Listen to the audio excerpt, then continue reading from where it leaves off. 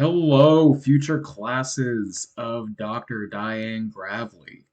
My name is Connor Nelson, and this is the classical approaches of organizational communication.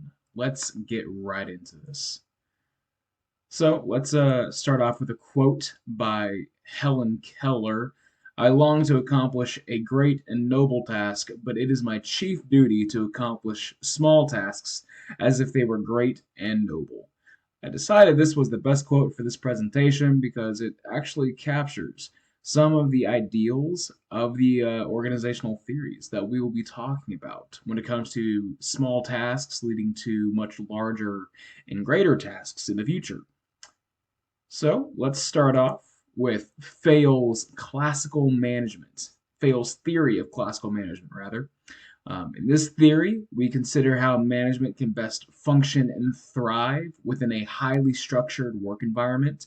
And there are four main components of this theory. One is organizational structure, and this is the belief that an organization that is properly maintained and standardized is much easier to manage. Second is organizational power, and this suggests that command in an organization should come from one point rather than multiple points all at once within the operation, and should derive from the responsibilities and personal characteristics of those managers themselves. Meaning that different managers will have different management styles depending on that person's personality. Third is organizational reward, and this is just suggesting that employees feel rewarded through job security and monetary benefits. They like to know that they're going to be able to have their job for a good while, and they like to get paid a proper amount for what they do. That's a pretty easy concept to understand.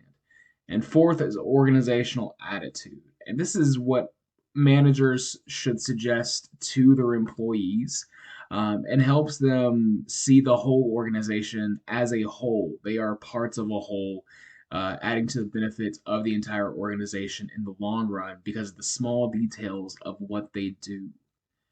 Next, we're going to get into Weber's theory of bureaucracy. And this is a little bit different than Fayol's theory. In fact, a lot different. Max Weber was a German sociologist who believed that one day bureaucracies would dominate society due to their technical superiority. And so he derived his entire theory around bureaucracies themselves because he believed they were the most superior organizations at the time. And so there are six main points to this.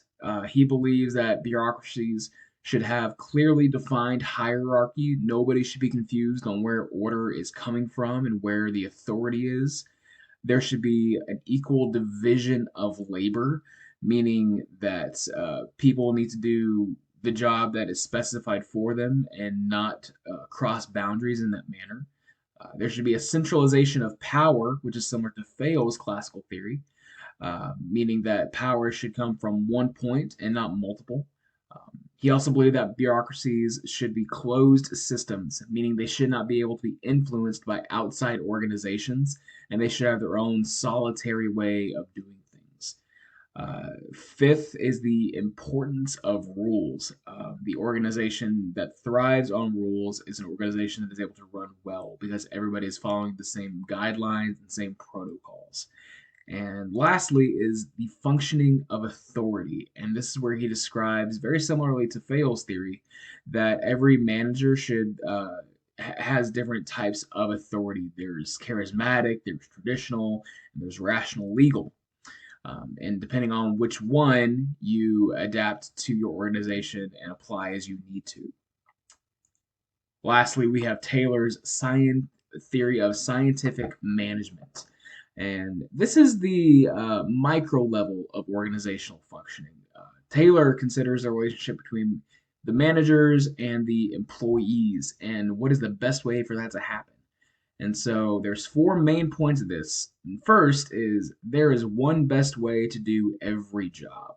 And this is the process of finding out what works best in a certain situation and sticking to it, making sure that the process doesn't change so you can ensure the most production for the amount of time you're putting into whatever is getting done. Secondly, is properly selecting the workers, and that's making sure you're picking the right guys for the job. You're making sure they're qualified for what they do, and you're not picking up someone who has no idea what they're doing. Third is making sure you're properly training the workers. And he believes that all workers should be first class, meaning everybody should be on the same level when it comes to their work ethic and the way that they get things done. There shouldn't be one person above the other, they should all be on the same level. And lastly, he believed that there is an inherent difference between management and workers. And this is very similar to the last two theories because, again, it's just the centralization of authority and a division of labor. People meant to manage should manage, while people meant to labor should labor. To sum it all up, the machine metaphor does a very good job of describing the classical approaches to management or to organizations, rather. The textbook describes classical approaches using the machine metaphor in that they are all specialized and every part of an organization has a specific function. There is always one best way to do something. Uh, Generally, every part of the organization is standardized and replaceable, meaning organizations, like machines, are designed in a way that when one part breaks or fails to complete a task, it can easily be replaced.